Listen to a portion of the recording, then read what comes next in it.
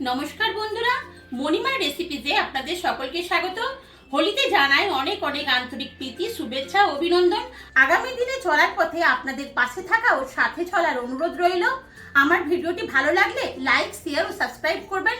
ভালো থাকবেন, ধন্যবাদ। এবার চটপট হোলি স্পেশাল গুজিয়া বানিয়ে নেওয়া যাক। তার জন্য নিয়ে নেব 2 কাপ ময়দা, অল্প নুন আর 4 চামচ ঘি।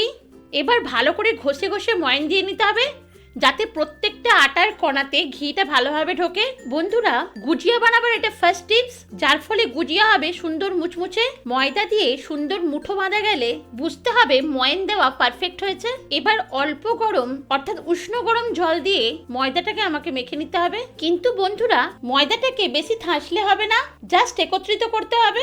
একদম কম জল ব্যবহার করে আমাদের এই কাজটা করে নিতে হবে। আমি 1.25 কাপ জল নিয়েছিলাম। ময়দাটা মাখতে পুরো জলটা লাগেনি। ময়দা আমার মাখা হয়ে গেছে। এবার ভিজে টাওয়াল দিয়ে 20 মিনিট ঢাকা দিয়ে রেখে দেবো। গ্যাস জ্বালিয়ে কড়া বসিয়ে 2 চামচ গাওয়া ঘি নিয়ে নিলাম 1/2 কাপ সুজিটা হালকা ঘিয়ের মধ্যে ভেজে নেব। সুজির কালার হালকা চেঞ্জ হলেই নিয়ে নেব কুচানো অ্যালমন্ড, কাজু আর পেস্তা বাদাম। সুজির সঙ্গে বাদামগুলো ভালো করে ভেজে নেব। বন্ধুরা, গুজিয়াতে ব্যবহৃত সব উপকরণই ভালো করে ভেজে নেওয়ার দরুন গুজিয়া অনেক দিন ভালো থাকে। বন্ধুরা, আমার বাড়িতে অনেকগুলো সন্দেশ ছিল বলে আমি বাজার থেকে আলাদা করে আর খোয়া ক্ষীর কিনিনি, এগুলোকে গ্রেট করে ব্যবহার করে নেব। সুজির সঙ্গে বাদামগুলো আমার ভাজা হয়ে গেছে।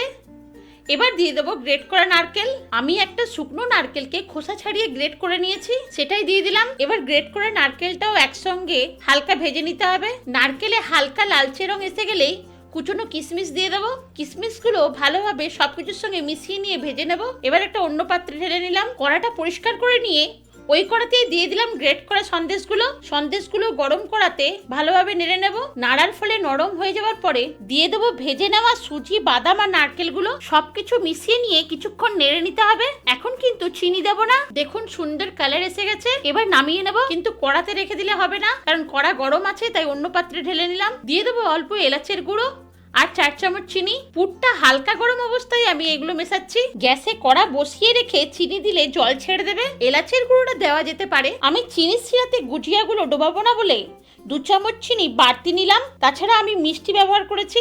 বন্ধুরা, আপনারা যদি গুজিয়াগুলো চিনির শিরাতে ডোবান তাহলে চিনি এখানে কমই ব্যবহার করবেন, না হলে একটু বেশি চিনি গুঁড়ো দিয়ে পুরটা মেখে নেবেন। এবার ময়দার ঢাকাটা খুলে লেচি করে নিলাম, আর লেচিগুলো সব ভিজে টাওয়াল দিয়ে ঢেকে রাখলাম যাতে শুকিয়ে না যায়। এবার হালকা হাতে বেলে নিলাম। মাঝখানে বেশি প্রেসার না দিয়ে সাইডগুলো চেপে বেলে নিতে হবে। এবার সাইডে চারিদিকে জল লাগিয়ে নিলাম।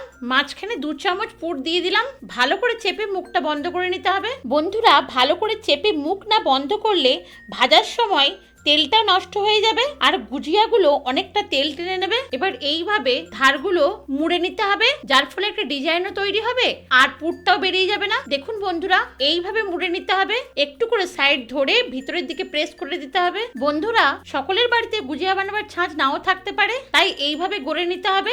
দেখুন বন্ধুরা, সুন্দরভাবে গুজিয়ার শেপ তৈরি হয়ে যাচ্ছে আর সহজেই। আর কাঁটা চামচ দিয়েও একটা গুজিয়ার শেপ দেওয়া যায়। বন্ধুরা, এইভাবে গুজিয়ার মুখ বন্ধ করে নিয়ে কাঁটা চামচ সাইডটা দিয়ে প্রেস করে নিলেই সুন্দর গুজিয়া তৈরি। তাই বন্ধুরা, আপনারা আপনাদের সুবিধা মতো গুজিয়ার শেপ দিয়ে নেবেন। আমি কতগুলো গুজিয়ার শেপ দিয়ে নিয়েছি। এবার ভেজে নেব। তেল আমার হালকা গরম হয়ে গেছে। হালকা গরম তেলে গুজিয়াগুলো ছেড়ে দিতে হবে।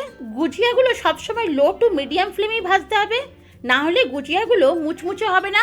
আর গুজিয়া দেওয়ার পর তেলে ভেসে উঠলে তবেই গুজিয়াগুলো ঘুরিয়ে উল্টে পাল্টে ভেজে নিতে হবে। বন্ধুগণ, বুঝতেই পারছেন গুজিয়া ভাজা কিছুই এমন শক্ত ব্যাপার না, কিন্তু গুজিয়ার সাইডটা খুব চেপে সিল করতে হবে এবং ধৈর্য সহকারে লো টু মিডিয়াম ফ্লেমে কিছুক্ষণ ধরে গুজিয়াগুলোকে ভেজে নিতে হবে।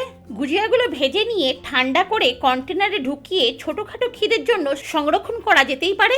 বন্ধুরা, গুজিয়াগুলো ভাজা হয়ে গেছে, কারণ নামাবার পর গুজিয়ার কালার আরেকটু ডিপ হয়ে যায়, তাই এক্ষুনি তেল থেকে তুলে নেব।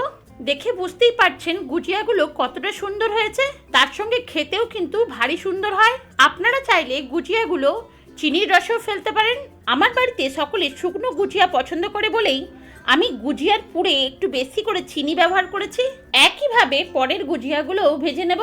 সুন্দরভাবে তৈরি হয়ে গেছে হোলি স্পেশাল গুজিয়া। তাই এইভাবে সহজেই একবার গুজিয়া তৈরি করে নেওয়ার অনুরোধ রইল।